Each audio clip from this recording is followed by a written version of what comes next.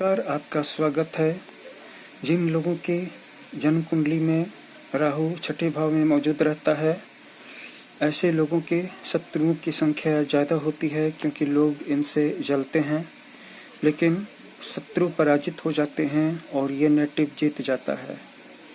शत्रु जेता या शत्रुंजय तो होता है, लेकिन जातक के मामा के लिए यह योग कष्टकारी होता है। मतलब जीवन में कभी न कभी मामा को अपने इस भांजे से, इस भगने से दुख का, कष्ट का या फेस डाउन का सामना करना पड़ता है।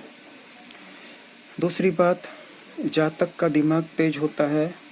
वह कानूनी मुद्दों को भी आसानी से समझ जाता है और कानूनी विवादों में सफल भी रहता है। जीत इसी की होती है।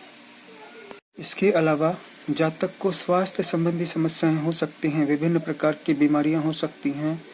राहु ऐसी बीमारियां पैदा करेगा जो इन्फेक्शन से फैलती हैं, संक्रमण से फैलती हैं, जैसे टाइफाइड है, मलेरिया है, कोरोना है, या ऐसी ही और बीमारियां जैसे हेपेटाइटिस है, और जिसमें अचानक व्यक्ति बहुत तेजी से सीरियस हो जाता है। 1 से 2 दिनों के अंदर में सीरियस हो जाता है, और अगर उसे अर्जेंट मेडिकल ट्रीटमेंट नहीं दिया जाए तो उसकी ज़िंदगी खतरे में भी पड़ जा सकती है।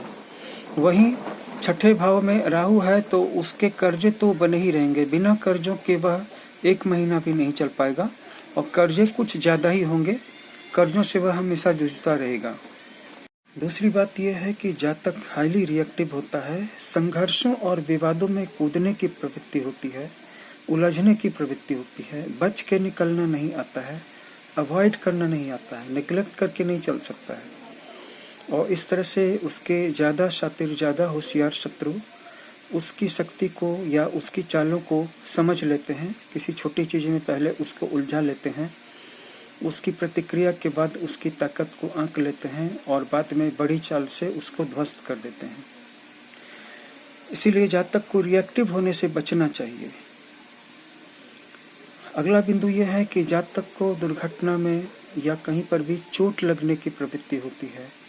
घाव हो सकते हैं, हड्डियां टूट सकती है, मांसपेशियों में चोट लग सकती है। दुर्घटना में भी, खेल कूद में भी, घर में भी, अनायास जहां नहीं भी होना चाहिए वहां पर भी चोट लग सकती है। तो चोट से, दुर्घटनाओं से बच करके चलना होगा, बहुत सावधान होकर के चलना होगा। छठे घर में राहु और शुक्र की भी युति हो जाए, यानी कि राहु के साथ साथ वहाँ पे शुक्र भी मौजूद हो, विराजमान हो, तो जातक के इलिसिट रिलेशनशिप बनते हैं, यानी कि गुप्त वैवाहिक संबंध बनते हैं। वह अपनी दूसरी पत्नी कहीं पर रखता है, उसे गुजारा खर्चा देता है, उसे सारे सामान देता है, दूसरा विवाह करता है। इसका पता पहली पत्नी को नहीं चलता, पहली पत्नी के परिवार वालों, इवन उसके अपने परिवार वालों को भी नहीं चलता, या फिर दूसरी जगह अवैध रिलेशनशिप स्थापित करता है। लेकिन वहीं अगर राहु के साथ बृहस्पति छठे घर में विराजमान हो तो ऐसा व्यक्ति किसी व्यक्ति के साथ ऐसे अनुबंध में शामिल हो सकता है जिसमें आगे चल करके नेटिव को धन की हानि हो सकती है। उसकी कैपिटल, उसकी पूंजी फंस सकती है किसी अलाभकारी निवेश में या किसी हानिकर बिजनेस में। तो इससे भी उसे बचना होगा।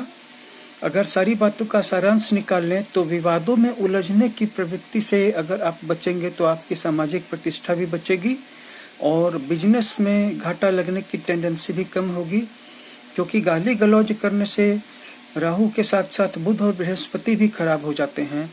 और चाहे जो भी हो, लेकिन आप गाली गलौज ना करें, बल्कि शांतिपूर्वक अपना प्रतिकार करें, अपना पक्ष रखें लीगल वे में, तो अंत में जीत भी आपकी होगी और समस्याएं भी आपकी ही दूर होंगी।